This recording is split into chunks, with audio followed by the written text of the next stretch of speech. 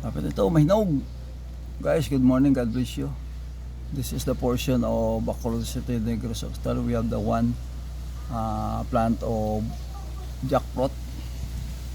Fully of fruits from the big and the small up of the last portion of jackfruit. We have the poly of all of fruits.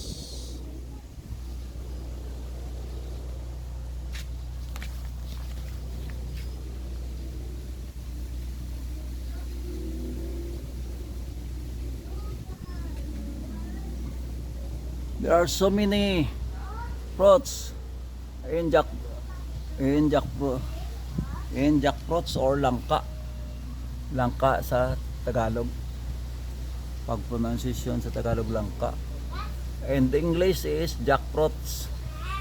There are so delicious fruits there in Bacolod City, like the durian in Davao or in Mindanao.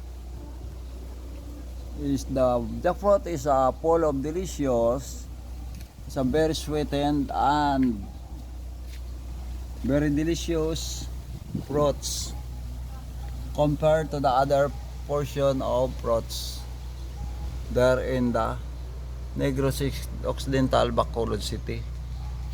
You can watch the any kind of videos, guys. Today I'm taking the any kind of videos. I'm downloading my YouTube channels.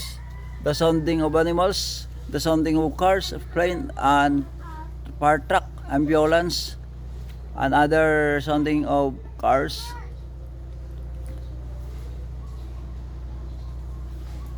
Oh, sila nawala.